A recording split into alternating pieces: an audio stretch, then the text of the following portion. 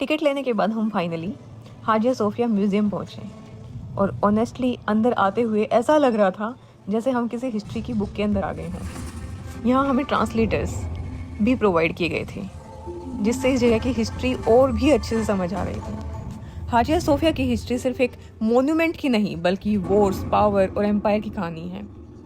सबसे पहले इसे बिजेंटाइन एम्पायर के समय एक ग्रैंड चर्च के रूप में बनाया गया था, लेकिन इसके बाद यहाँ लगातार पॉलिटिकल फाइट्स, रिलीजियस कन्फ्लिक्ट्स और सत्ता की लड़ाई होती रही।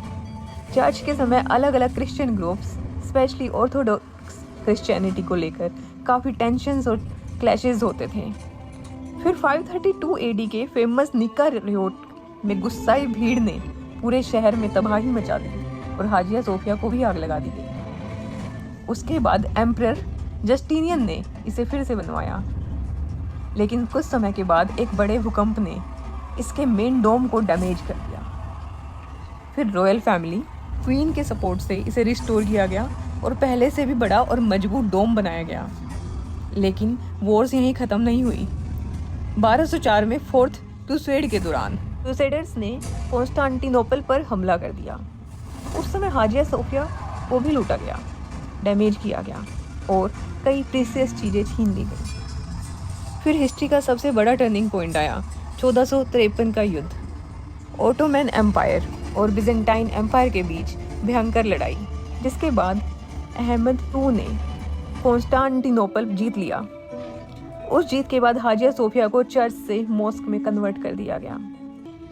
ऑनेस्टली सोचो, एक ही जगह ने एम्पायर का राइज और फॉल देखे, रियोट्स देखे, वॉर्स देखी, फायर अटैक्स और अर्थक्वेक्स सब सर्वाइव किए और आज भी इतनी मजबूती से खड़ी है। चर्च के समय अलग अलग क्रिश्चियन ग्रुप्स के बीच भी काफ़ी कन्फ्लिक्ट्स होते थे और रिलीजियस कंट्रोल को लेके टेंशन्स बनी रहती थी। और आज सेंचुरीज की वॉर्स, रियोट्स, फायर्स और अर्थक्वेक्स सर्वाइव करने के बाद हाजिया सोफिया की ब्यूटी देखने को बनती है।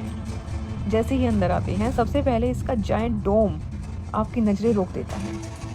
इतनी ऊंची सीलिंग्स, गोल्डन डिटेलिंग्स, हर तरफ आर्टिस्टिक डिजाइंस रॉयल फील देते हैं। सबसे यूनिक बात यह है कि यहाँ इस्लामिक कैलीग्राफी और ओल्ड क्रिश्चियन मोज़ेक्स दोनों एक साथ दिखाई देते हैं, यानी हिस्ट्री की दो अलग वर्ल्ड्स एक ही जगह पर मिलती हैं।